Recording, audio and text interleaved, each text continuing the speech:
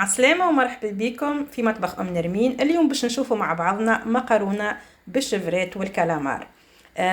كيف ما تشوفوا خذينا كعبات الشفرات، غسلناهم ونحينا منهم الوسخ. اما راني انا نخليهم كعبه كامله، راهو خاطر منظرها من بعد معناتها مزيان برشا في البلا، اون بليس يعني اكل القشره نتاعها تعطي بنا برشا للمقرونه. وكعبات الكالامار غسلناهم وقصيناهم تريفات معناتها مش كبار برشا، خاطر من بعد ديجا باش ينقص الحجم نتاعهم. خذينا قرنين فلفل شايحين، كعيبات ورقات رند غسلناهم. الزيت نتاعنا، الفحات اللي هما هريسه عربي، فلفل احمر، الملح والفلفل الكحل، وبالطبيعه حسب الرغبه وحسب معناتها اعداد العائله.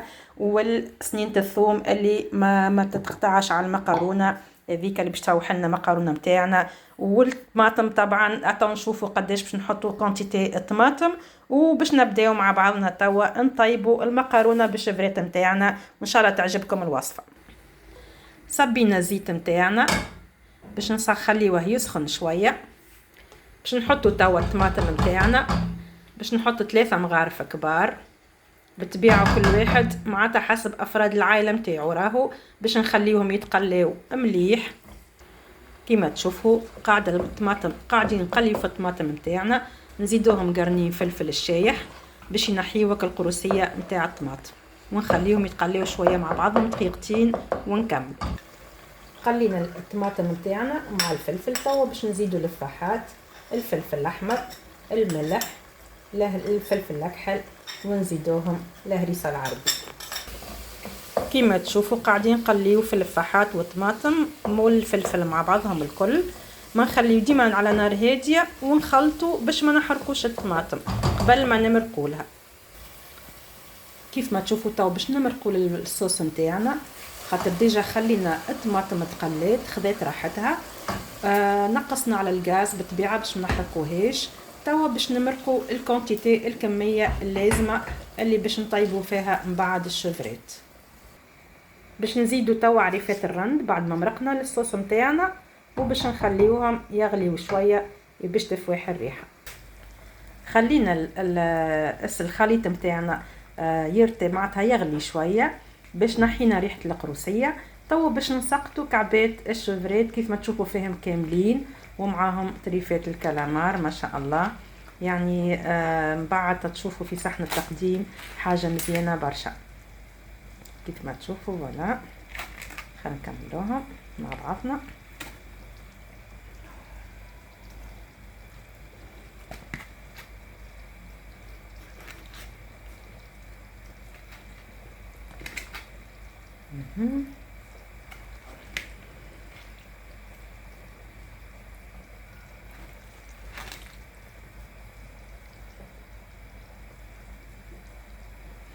ديجا الريحه ما نحكي لكمش على الريحه وعلى ظاهره بنينه ما تعمل كيف. راهي هذه الطريقه الزمنيه نقولوا احنا.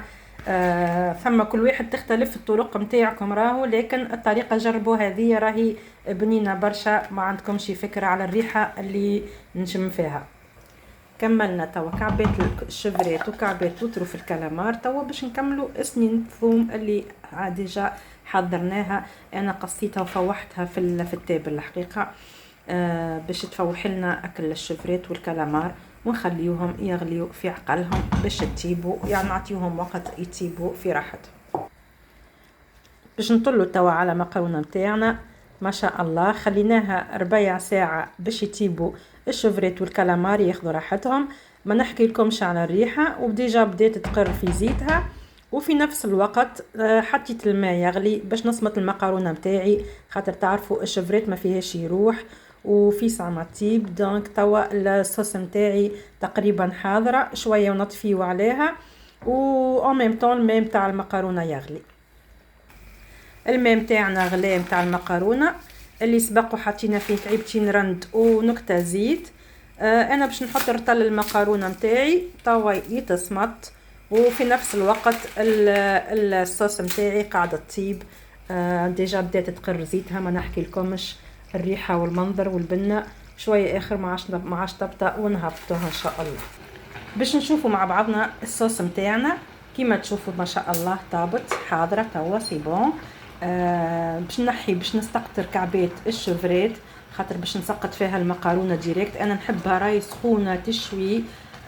نوريلكم كيفاش حصيلوا ما شاء الله كعبات الشفرات، نحيوهم على جنب وبعد باش نسقطروا فيها المقارونه نتاعنا.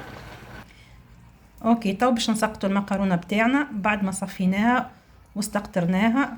تو باش نكملوا نخلطوا المقارونه بتاعنا، وهذايا المقارونه بتاعنا بالشفرات اليوم بعد ما حطيناها في صحن التقديم. ما نحكي لكمش على الريحه وعلى البنه، ان شاء الله تاكلوا بالشفاء، وان شاء الله تكونوا تعلمنا مع بعضنا الرسات نتاع مقارونه بالشفرات والكلامار، وان شاء الله تعجبكم الوصفه. وما تنساوش باش تحطوا لنا قلب، اللي يحب معناتها يستفسر على اي حاجه مرحبا بكم، وتصبحوا على خير.